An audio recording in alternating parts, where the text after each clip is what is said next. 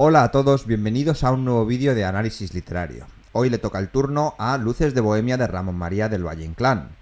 Este vídeo os puede ser de utilidad si tenéis el examen de la obra o si simplemente queréis aprender más sobre la obra y lo que significa. Os recomiendo de todas maneras encarecidamente que la leáis o que si la podéis ver en teatro, pues es lo ideal, aunque ahora con la pandemia pues puede que esté un poco complicada. Y nada, el vídeo también os puede ser de utilidad si estáis estudiando alguna de las carreras de letras o si queréis saber más sobre la España de principios del siglo XX. Sin más preámbulo, no olvidéis suscribiros para que pueda seguir haciendo este tipo de vídeos de análisis literario que la verdad me están encantando y me lo estoy pasando muy bien. Y sin más preámbulo, comencemos.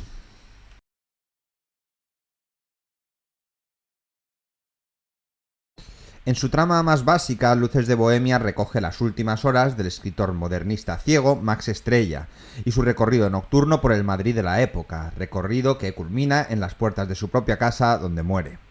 La obra se prolonga un poco tras su muerte, son solamente 3 escenas. El protagonista Max Estrella sale por la mañana de su casa con Don Latino para reclamar que le paguen más por la novela que ha vendido Don Latino. No logran mejorar el precio y terminan en una taberna emborrachándose. Horas más tarde, la policía lo encuentra por la calle metiendo escándalo con un grupo de jóvenes modernistas, por lo que es conducido a la cárcel, donde tiene que pasar la noche. Consigue salir de la cárcel gracias a la intervención de un redactor jefe del periódico El Popular. Al salir va a ver el ministro de Gobernación, antiguo compañero de estudios, con el fin de pedirle satisfacción por lo que ha ocurrido. El ministro promete darle dinero cada mes, pero no le da satisfacción. De allí marcha a un café donde invita a cenar a Don Latino y a Rubén Darío. Ya camino a su casa tiene una visión de la muerte y a la mañana siguiente lo encuentran muerto unas vecinas.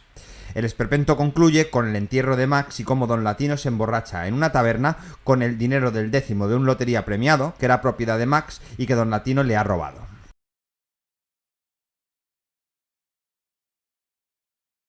En cuanto a los temas, existen 2 temas principales que van indisolublemente unidos, que son la reflexión sobre el papel del artista en la sociedad, o la bohemia, y la denuncia de la situación histórico-social. Luego hay otros temas secundarios como pueden ser la muerte, la religión o la ceguera. Empecemos hablando de la reflexión sobre el papel del artista en la sociedad. Max Estrella, en su itinerario, adquiere la conciencia de que el artista ha de comprometerse con la sociedad. En ese sentido, cuestiona las luces y sombras de la bohemia que él ha vivido. Valle Inclán se burla de esta bohemia tan inoperante y estéril. Muchas escenas y episodios tienen como función ilustrar o recrear algún aspecto de esta vida. La bohemia es ante todo una forma de vida. Los artistas bohemios se marginan voluntariamente del medio social burgués con la intención de crear otra sociedad donde satisfacer la pasión del arte. La bohemia tiene sus orígenes en la Francia romántica y se concentra a finales del siglo XIX en París. Por eso Máximo Estrella y Rubén Darío añoran el barrio latino y admiran a Víctor Hugo o a Verlaine. El protagonista aparece como el único resistente de una forma de vida que va siendo abandonada por cuantos la profesaron. El arte, en nuestro caso la literatura, impregna todas las facetas de la vida cotidiana del bohemio. Por ello, abundan las citas y referencias literarias e integradas en el propio habla habitual de los personajes. La reflexión sobre la literatura o la estética de la propia literatura es algo habitual desde las perspectivas más diversas en las letras de finales del siglo XIX. La reacción contra el mundo literario establecido se traduce por un lado en el rechazo del realismo literario a finales del siglo XIX, ya mencionado en este canal. Por ejemplo, desprecia a Benito Pérez Galdós, dice Don Benito el Garbancero, le llama en la obra, y la admiración por el modernismo, que pone a Rubén Darío como personaje, tributo de la admiración que le tenía Valle Inclán a este autor. También por la búsqueda de nuevas formas expresivas para reflejar la verdadera realidad. Valle Inclán, en boca de Max, define una nueva estética literaria llamada el esperpento. Por otro lado, el tema secundario intrínsecamente legado al este que acabamos de hablar, a la reflexión del artista en la sociedad, es la denuncia histórico-social. Luces de Bohemia es una obra profundamente renovadora desde el punto de vista de denuncia social. Toda la crítica ha destacado en el aire de protesta que el esperpento encierra. Se aproxima así Valle a las inquietudes de la generación del 98, preocupados por la decadencia de España.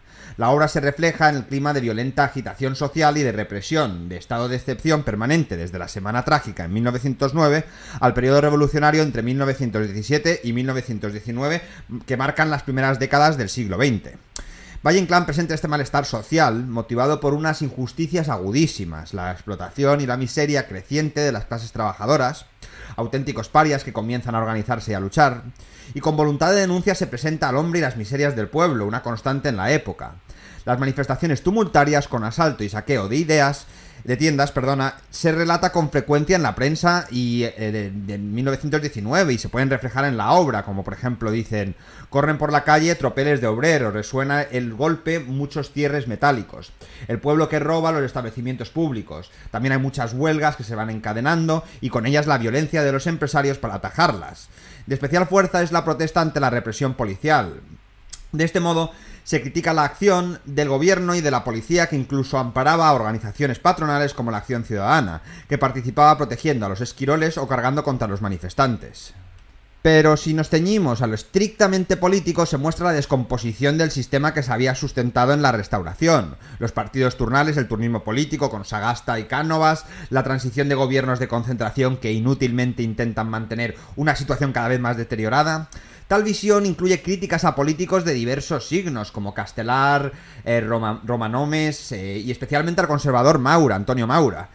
Tampoco el rey Alfonso XIII se libra de las ironías, se arremete de diversos modos contra el mal gobierno y contra la corrupción, se fustiga el capitalismo y el conformismo burgués, y a la Iglesia, que aparece apoyando el poder establecido como siempre. En conclusión, Valle cuestiona los puntos más críticos de la España de su tiempo: la corrupción generalizada, la secular pobreza y la miseria del pueblo español, así como la falta de ideas y de amor por la cultura.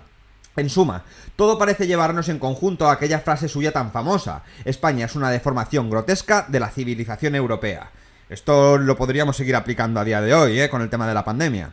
Y Valle Inclán no propone soluciones, lo suyo es más bien un grito de protesta y de denuncia contra una sociedad cuyos valores han desaparecido y que han convertido el mundo en un esperpento. Los ricos y los pobres, la barbarie ibérica es unánime, canallas, todos, y los primeros nosotros, los poetas.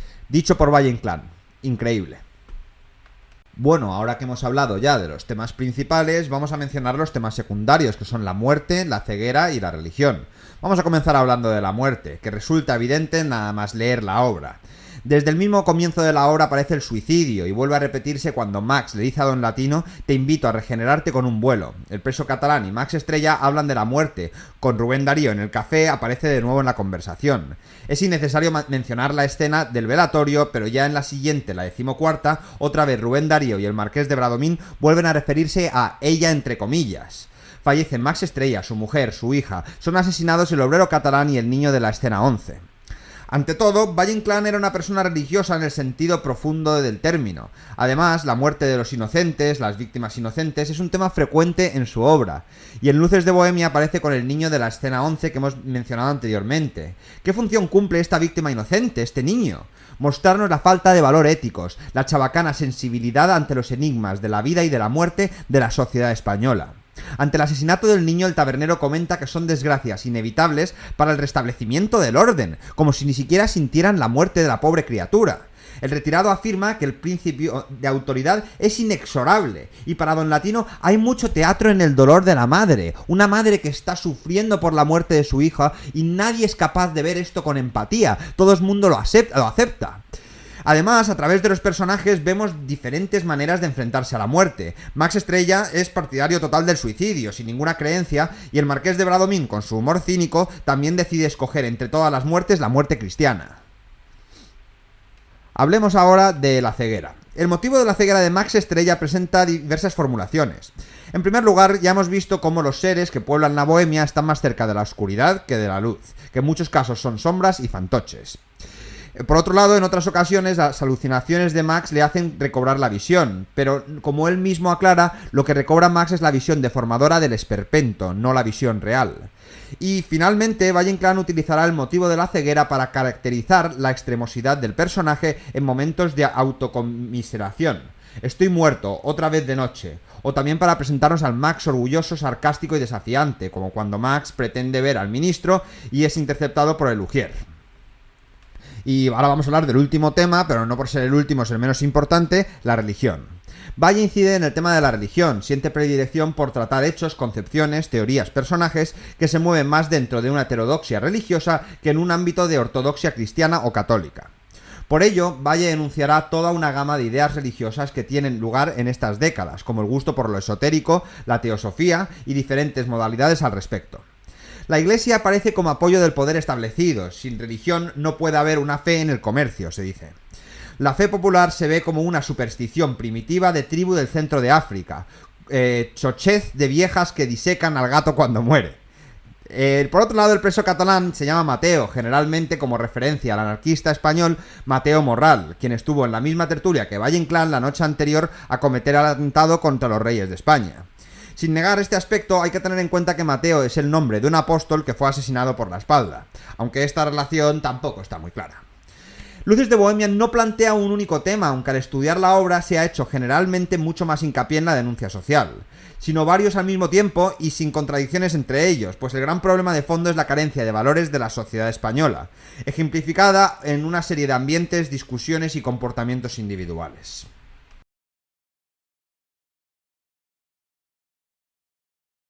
Hablemos ahora del estilo de la obra. Luces de Bohemia es una obra con una enorme voluntad de estilo en todos sus aspectos, incluido las acotaciones y los diálogos.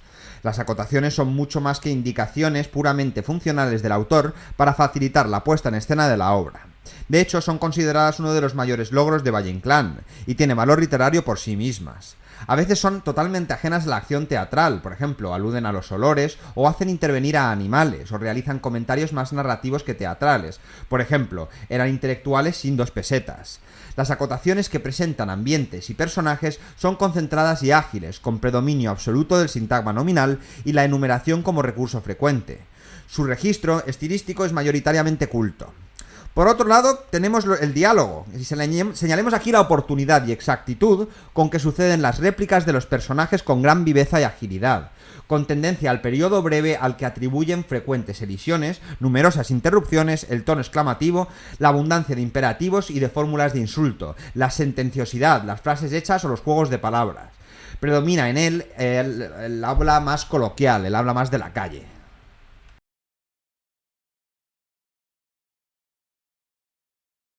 En el siguiente apartado vamos a hablar un poco de las características del esperpento en Luces de Bohemia a través de la esperpentización de las situaciones, de los personajes, de los espacios y ambientes y del lenguaje. Vamos a empezar hablando de la esperpentización de las situaciones. La deformación, la distorsión de la realidad está en la base del esperpento. Como ejemplo, es muy significativo que en un parque público con mujerzuelas se transforme en una parodia grotesca del Jardín de Armida. Es intencionada referencia a un modelo de la épica culta. O que al presentar a la policía a caballo se hable del trote épico y de soldados romanos. La deformación paródica no retrocede ante nada, y así esperpentiza incluso la muerte. Muerto Don Max, Don Latino le roba la cartera y su muerte es confundida con una borrachera. Fundamental es el empleo de contrastes, especialmente entre lo doloroso y lo grotesco. Por otro lado tenemos la esperpentización de los personajes, ya que Valle degrada a los personajes y los imposibilita para ser héroes. Esta degradación se manifiesta mediante distintos recursos, como la animalización, la cosificación, la muñequización, la presencia de máscaras o caretas, la degradación de la autoridad, el desclasamiento y las denominaciones personales, incluso la presencia de la muerte. Por otro lado, existe una esperpentización de espacios y ambientes. En la obra representa a España más degradada de la época. Por ello, los personajes se mueven en unos espacios casi siempre mal iluminados, sucios y chabacanos. Por ejemplo, la librería de Zaratustra es descrita como una cueva donde rimeros de libros hacen escombro, y la buñolería modernista es un antro apestoso de aceite. La luz es la obra del elemento simbólico de primer orden. De este modo, los personajes mal iluminados o la falta de luces es común en casi todos los ambientes y personajes de la obra, como en la taberna de Picalagartos. Estas luces y sombras nos muestran claroscuros violentos. Zaratustra, media cara en reflejo y media en sombra. También los espacios oficiales son descritos a través del gusto vulgar y chabacano que preside a estas estancias. Por ejemplo, la redacción del periódico, la comisaría o el despacho del ministro dicen olor de brevas habanas, malos cuadros, lujo aparente y provinciano. Significativo también son los espejos del Callejón del Gato, que tienen la virtud de reflejar la imagen retorcida, deformada de la realidad, como si se tratase de la radiografía que reproduce de fondo en la apariencia. Y aquí tenemos un caso muy interesante de metalingüística. En el esperpento se está pretendiendo deformar la realidad, y estos espejos de la calle del Callejón del Gato en Madrid son actual deformaciones de los cuerpos mismos. Entonces está utilizando una referencia deformativa para deformar en la literatura al mismo tiempo. Y por último, en la esperpentización del lenguaje. De todos los rasgos que caracterizan al esperpento, cabe destacar la riqueza lingüística de Luces de Bohemia. Asombra la riqueza y la variedad de registros empleados. Los más diversos tonos y modalidades aparecen ya con fines caracterizadores de los personajes y al servicio de la parodia o de la intención crítica. Es un lenguaje caracterizado por los contrastes, donde el lenguaje pedante o cursi, el uso paródico de frases literarias con el desgarro coloquial y los vulgarismos, junto con el léxico y los giros del Madrid castizo. La tendencia de Valle hacia un lenguaje sintético, hacia la condición densa, refleja un estilo telegráfico que evita las palabras vacías, que son sustituidas por innovaciones léxicas o sintácticas, con el predominio del estilo nominal, frases sin verbo, que evitan los verbos copulativos vacíos. Hora crepuscular, un guardillón con ventano angosto, zaguán en el ministro de la gobernación, estantería con legajos, bancos al filo de la pared, mesa con carpetas de... En ninguna de estas frases han podido ver ustedes un verbo, porque predomina el sintagma nominal.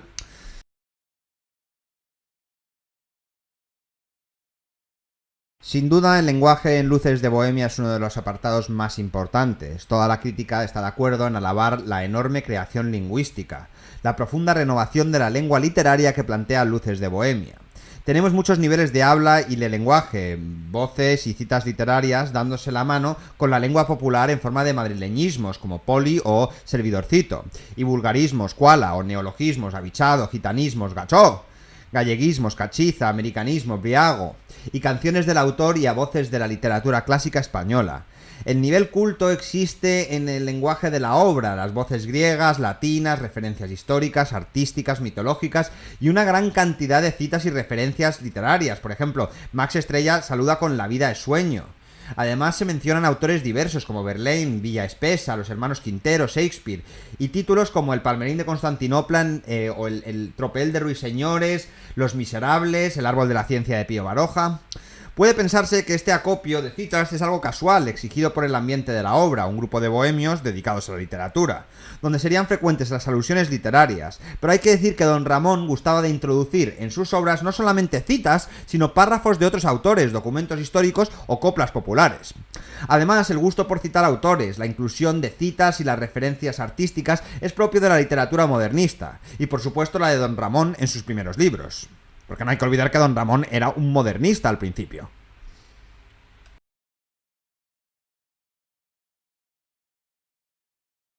Si a mí alguien me pregunta qué tipo de humor tiene Luces de Bohemia de Valle Inclán, diría que es un humor negro muy corrosivo, de hecho, ya que el esperpento deforma la imagen que tenemos de la realidad para mostrarnos la auténtica, la grotesca y absurda vida española contemporánea. Los personajes no están a la altura de su tragedia, su dolor es real, terrible, pero visto desde fuera, desde un distanciamiento, se percibe como algo ridículo o grotesco. El afán de no hacer una tragedia, sino de construir una obra antitrágica es más que evidente. Es notorio que el personaje principal muere tras escenas antes del final de la obra, y sorprendentemente se cierra con la frase pronunciada por un borracho. Tenemos una enorme tragedia a nivel colectivo, la situación social, y a nivel individual, como la muerte del poeta, el suicidio de su mujer y de su hija, pero estos hechos los vemos ridículos debido a los personajes que les dan vida. O sea, vemos cómo se muere el chiquillo en la escena 11 y la madre tiene sufrimiento real, pero el resto de personajes saben que están en una obra de teatro grotesca. Los personajes viven en un momento trágico y terrible, pero no son capaces de verlo porque carecen de valores morales. La crítica del autor apunta contra todos, unos y otros, precisamente por la falta de conciencia ética. Y también hay un rudo contraste entre dos grupos de personajes que hemos mencionado anteriormente. Una mayoría carente de conceptos éticos que viven la tragedia sin saberlo, sin darse cuenta que están en una trágica mojiganga, y la minoría que comprende y sufre, como el preso y la madre a la que matan el hijo, un niño muy pequeño. Bueno, y ahora hablemos de los personajes que suponen una revolución completa en el género teatral, ya que son más de 50 personajes diferentes que aparecen a lo largo de la obra. Casi todos están más o menos esperpentizados, pero la caracterización de un personaje de Valle, además de sus actos, se basa sobre todo en su forma de hablar. Gran parte de los personajes, sobre todo aquellos de menor relevancia, son descritos a partir de apariencia externa, por sus rasgos físicos, su indumentaria o por los objetos característicos de su oficio. En otras ocasiones, Valle Inclán presenta descripciones sin llegar a ser caricaturas, sobre todo algunos de los personajes del mundo oficial. En cuanto a los personajes más importantes, se centra en las cualidades internas. Para ellos se sirve de adjetivos poco usuales en las acotaciones dramáticas, como hombre lógico y mítico o don Filiberto humorista y lunático. Otra de las técnicas que utiliza Valle Inclán en las acotaciones para caracterizar a los personajes es la evocación basada en una comparación que connota al personaje de que se trate. Así encontramos en ocasiones que la evocación se establece mediante la comparación con presuntos arquetipos humanos. Hay una caracterización mítica que contrasta con la tendencia contraria que presentan los personajes como sombras, bultos u otros elementos. O con la comparación de ciertos personajes con animales, como Zaratustra, abichado y giboso, o la degradación, que es una técnica esperpéntica de caracterización que incide en la deshumanización total de los personajes. Por último, cabe señalar que uno de los recursos más utilizados por Valle Inclán es la caracterización de los personajes mediante el habla. Los personajes de procedencia extranjera son caracterizados por los errores sintácticos y de concordancia que cometen o por las confesiones entre el uso del verbo ser y estar. Sería bien o yo estoy incierta, de Madame Colette. También observamos la introducción de muletillas que se repiten a lo largo de la obra. Admirable, no te pongas estupendo o cráneo privilegiado. Los únicos personajes que aparecen como héroes trágicos son el preso catalán y la madre del niño muerto mencionados anteriormente. Valle no quiere esperpentizarlos y los presenta en toda su desolación, ante la que el autor solo puede mostrar respeto y rabia. Los personajes, sean de la clase social que sean, aparecen desclasados. Todos tienen en común la golfería, la ignorancia, la desidia, la corrupción, el egoísmo y la incultura que los unifica a todos. De esta manera se establece un contraste entre la trágica y el comportamiento ridículo de los personajes que no están a la altura de las circunstancias, pues no tienen conciencia ética y son incapaces de comprender lo que ocurre a su alrededor.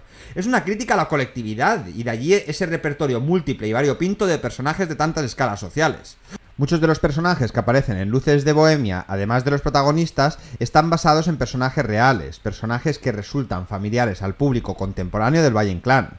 Como Doloyo de Gadex es Antonio Rey de Moliner, deforme y septinero plagiador, de escritores del extranjero, y gorrón de cafés y pitillos en las tertulias. Gálvez es Pedro Luis de Gálvez, sonetista modernista que cultivó una decadencia picaresca. Gay Peregrino es el escritor Ciro Bayo, autor de los libros de viajes y del Lazarillo español. Y Zaratustra es el librero Puello.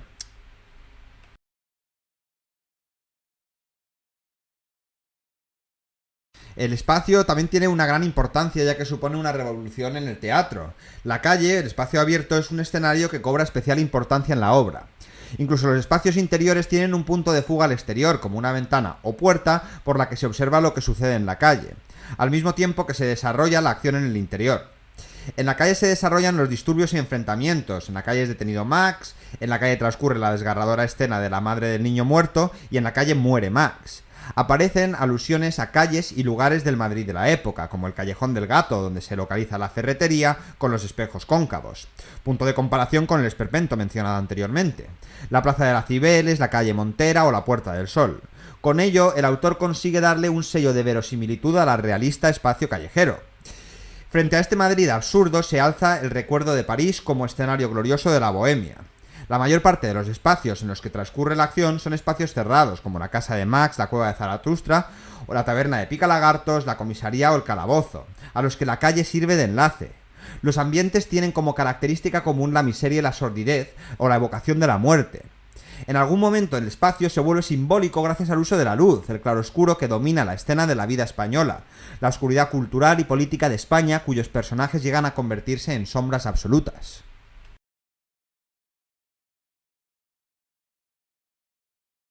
Bueno, y siempre que hay un espacio, hay un tiempo. El tiempo histórico de esta obra nos sitúa alrededor del 1920.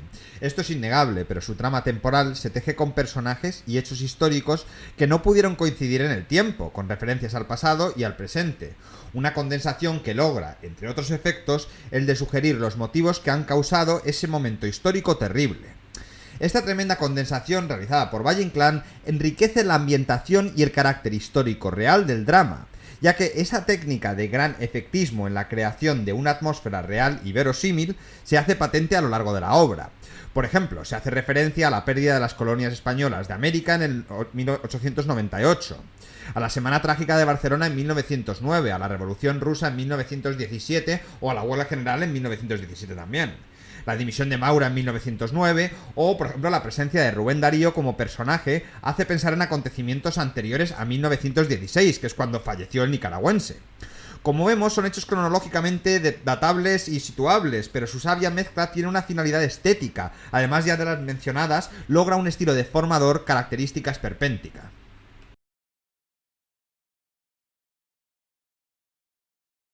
Y para concluir el vídeo de hoy vamos a hablar de la presencia del modernismo y de la generación del 98 en Luces de Bohemia.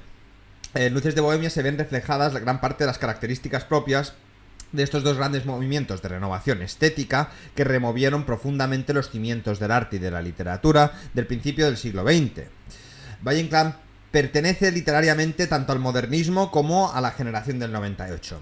En el 98ismo de Luces de Bohemia, al igual que los escritores del 98, es nacionalista en el sentido de amar a su país, España, por su gran sentido crítico, le libra de todo patriotería. La España, que refleja Luces de Bohemia, es irredimible, nada ni nadie se salva, el esperpento alcanza la totalidad de la vida nacional y su condena es absoluta y desesperanzada, su visión del país completamente pesimista. Pero Valle va más allá de la crítica nacional, es crítica de la humanidad. Valle es un descontento del hombre total, aunque refiera siempre su sátira a España, salvo excepciones como Max Estrella y El preso, la madre del niño muerto por las varas de la policía y el anónimo albañil que condena el hecho. Las relaciones humanas que se muestran están presididas por la insolidaridad, el egoísmo, la codicia, la violencia y la lujuria. Por otro lado, el modernismo. Valle Inclán, con los más destacados modernistas, muestra una consideración al lenguaje literario por sí mismo y no solo como vehículo de expresión, sino que lo establece como un canon de belleza de palabra o de estilo. Está empecinado en lo bello, que nace del desprecio más absoluto por lo vulgar. Otro aspecto que debe destacar es la selección intencionada de expresiones características del modernismo, que en el contexto de la obra resultan pedantes. Así el decir Hamleto por Hamlet, o el divino William por Shakespeare, la babilonia londinense por Londres, la dama de luto o ella por la muerte, y el llamar a Max genio y desorden, o el utilizar una adjetivación enfática, como nuestro estelar amigo. Por otro lado, centrándonos en el propio contenido de la obra, el enfoque entre bohemia y modernismo es puesto de manifiesto en numerosos pasajes. Otro tributo al modernismo es la incorporación como personajes de los llamados epígonos del Parnaso modernista, como Rafael de los Vélez, Dorio Gadex, Lucio Vero, Mínguez, Gálvez, Carintio y Pérez, escritores conocidos en el mundo literario de la época. Valle trata a estos jóvenes con ironía. Para terminar, cabe señalar como alusión que entronca el mundo de la bohemia con el modernismo las continuas alusiones a la ciudad de París, a lo parisino y a los modelos literarios que inspiran este tipo de vida bohemia. Se evoca siempre con nostalgia a la capital francesa, muy propio de los modernistas. Bueno, y aquí termina el desengranaje total de la obra Luces de Bohemia. Creo que hemos cubierto todos los apartados en bastante detalle. Si no ha quedado claro alguno de ellos, si tenéis alguna duda o algún elemento específico de la obra que os gustaría que comentáramos, por favor, ponedme en los comentarios y lo aclararemos. Por el resto, está todo el pescado vendido. Muchísimas gracias por estar allí en un vídeo más. Si tenéis alguna sugerencia de alguna obra que os gustaría que analizáramos en más detalle, por favor, también ponedmelo en los comentarios. Y nada, en siguiente vídeo posiblemente hagamos un resumen total de cada una de las escenas de Luces de Bohemia. Muchas gracias por estar allí y nos vemos en el próximo vídeo.